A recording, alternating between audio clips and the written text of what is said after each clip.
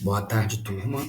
Eu vou iniciar agora a apresentação do meu mapa conceitual, que foi desenvolvido na disciplina Problemática de Educação Física Escolar. Eu estou dando um zoom aqui para poder trabalhar com ele. E dentro do mapa conceitual, a primeira questão que eu fiz, o primeiro recorte que eu faço nas aulas é o início da disciplina, que traça o perfil de atuação do professor, e que historicamente nós temos três perfis: o tecnicista, que se organiza desde a década de 70 e 90, né, de método tradicional, esportivista, e sempre buscando, né, ao invés de alunos atletas, ao invés de trabalhos avaliativos com todo mundo, a busca de rendimento, resultado e performance, excluindo todos aqueles que não conseguem atingir o resultado. Né? E a gente tem aqui, como resultado, pelos meus estudos, a segregação, a sobrepujança e a exclusão. Temos também o professor, que conhecido como rola-bola, que ele nega esse tecnicismo, essa aula tradicional, mas se torna um professor burocrata, segundo os estudos, né? E a afirmação da professora Darida em um dos seus textos, que ele é aquele profissional que ele não dá trabalho à escola, que ele faz todas as atividades burocráticas, mantém os seus as suas a sua pauta, né? O seu diário em dia, as notas, participa de todas as reuniões, está em todas as atividades, está presente, não se atrasa, faz as suas aulas, porém, não existe um projeto pedagógico por detrás. Né? Ele vai lá e deixa os alunos fazer o que eles quiserem. Esse tipo de atitude também provoca, além do descaso, um abandono, né, da prática pedagógica e esse descompromisso.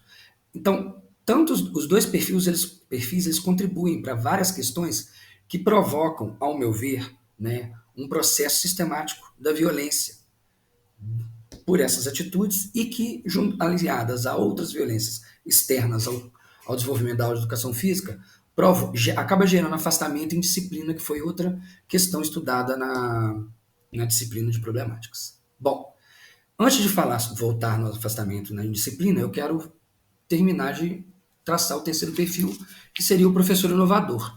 Que professor é esse?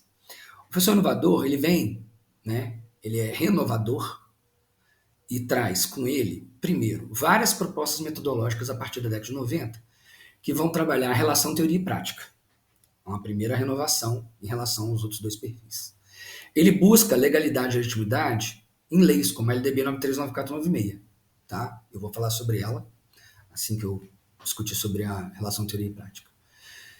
Que o renovador ele usa teorias críticas e pós-críticas da educação física escolar para organizar e reorganizar as suas práticas pedagógicas nas aulas. Além disso, ele se fundamenta pela LDB para fazer o quê? Para poder saber e se situar em quais leis ele se organiza para poder organizar suas aulas e legitimá-las. Né? Porque uma vez que existiu historicamente esse perfil do descaso, né, e do descompromisso com a educação física, e também com essa forma de que a educação física é só simples ir lá e executar movimento, para ele poder reconstruir essa imagem de um professor renovador, ele precisa saber quais são as leis que regem, então, a educação física, que em 96 ela deixa de ser simplesmente uma prática e se torna um componente curricular. Mas como assim? Se a educação física se torna um componente curricular, ela está dentro do currículo, assim como matemática, física e história. E a partir daí, existe uma sistematização que tem que ser interpretada. Por exemplo, é obrigatório a participação e o desenvolvimento do conteúdo nas aulas do ensino básico. A gente entende como ensino básico o ensino fundamental, né, e o ensino médio como um todo. A disciplina, então, ela está dentro do currículo, dentro da grade curricular, como uma disciplina que tem que ser desenvolvida no ensino fundamental e médio. Cada organização, seja ela municipal, estadual ou federal, acabou organizando a quantidade de aulas, como vão ser organizadas e executadas essas aulas. Entretanto, é importante entender que quando o professor ele começa a fazer essas construções sobre uma reorganização da disciplina de educação física dentro dessa relação teoria e prática, ele vai ter que sistematicamente trabalhar todo esse conhecimento nas aulas que lhes são oferecidas, lhes são oportunizadas dentro da grade. Entretanto, existe já uma barreira, porque a educação física ela é facultativa no ensino noturno. Então, mesmo sendo oferecida no fundamental e médio noturno, os alunos tendem a não querer participar por justificativa de estar trabalhando ou por atestado médico e outras informações que eu vou voltar no nosso mapa mental, no nosso mapa conceitual, para explicar aqui a questão do afastamento, da indisciplina, do abandono. Porque a partir do momento que a educação física se tornou uma disciplina, parte da disciplina foi oferecida no contraturno ao invés de dentro das aulas, e boa parte das aulas eram separadas por gênero. Ao perceber que isso provocava um grande nível de abandono, começamos a sistematizar as aulas, como é regido pela ALDB de 96, tornando as aulas mistas e obrigatórias dentro da grade curricular, fazendo com que boa parte dos alunos não evadissem as aulas quando voltavam para casa e não retornavam para as aulas. Outra coisa que foi notado nesse processo de afastamento foi o grande uso indevido até, de atestados que comprovassem a não possibilidade do aluno na prática dessa atividade. Então, novamente foi feita uma reestrutura, uma pesquisa, um estudo em vários momentos, assim como a professora Darida realizou, outros professores realizaram, que, utilizando de uma proposta metodológica de trabalho na disciplina, um processo metodológico e com um processo avaliativo obrigatórios, os alunos perceberam que com o tempo, era mais vantajoso participar das atividades do que ficar fazendo avaliações em casa e não frequentar as aulas. Né? Os alunos que realmente, efetivamente, não podiam participar da prática, eram reorganizadas as estruturas da aula para eles e para elas participarem dentro das suas limitações. Entretanto, com essas ações, as aulas elas passam a ser menos abandonadas, mas a indisciplina, né, a agressão, né, o bullying, são questões muito pertinentes na atualidade, elas ainda estavam como um processo de como combater, né? Mesmo se aliando a todas essas questões que foram reorganizadas na disciplina. E aí se discute sobre o saber fazer e o saber como fazer. Né? E aí, sim, uma das opções que nós temos para poder discutir é problematizar as aulas segundo, né, o processo de trabalho filosófico dos métodos do Paulo Freire, né, e suas contribuições, como um olhar permanente sobre a realidade. Né? De onde vem toda essa violência, de onde vem esse descaso, quais são esses valores que foram perdidos, ou se eles não foram construídos, como eles podem ser construídos e reconstruídos dentro da construção da aula.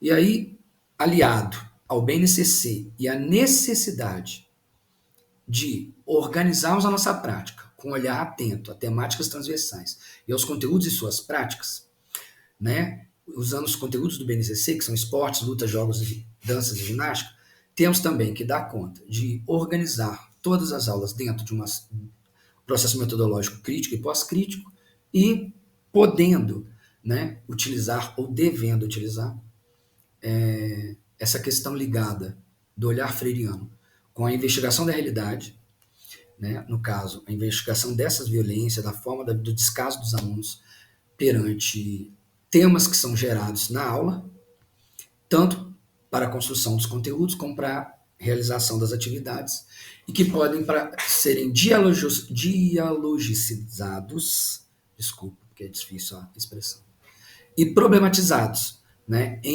no fazer e no como fazer.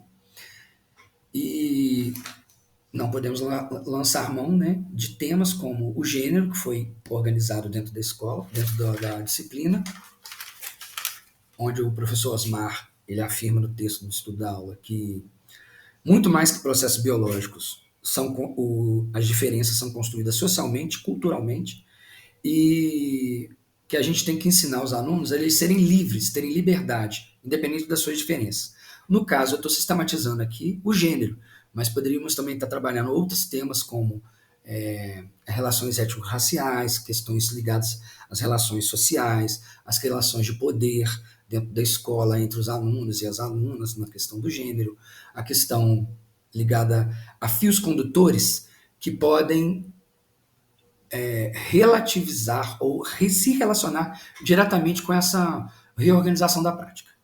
E a BNCC ela garante a gente aulas mistas, né? Mas as aulas mistas não garantem, no caso do gênero, a superação dessas diferenças que são criadas social e culturalmente. Para que os alunos e alunas cotidianamente reflitam sobre isso, nas aulas, né, de problemáticas, foi sugerido por professores como Osmar reorganizarmos atividades com aulas coeducativas, como é o caso também do exemplo do futebol generificado, que era uma prática que eu desconhecia. Entre elas, muitas outras atividades foram sugeridas, né, como readaptação, para evitar a questão do esporte como excesso de conteudista e ter um olhar mais ampliado para os outros conteúdos como luta, jogos, danças e ginásticas para além dos esportes. E aí teve outras sugestões na disciplina como o uso do jogo Minonete, entre outras atividades que foram sugeridas pelos colegas e que, de certa forma, fundamentam, fundamentam a ideia dessa construção minha final do mapa mental da disciplina. E foi esse foi o ponto final da minha apresentação. Obrigado a todos e todas.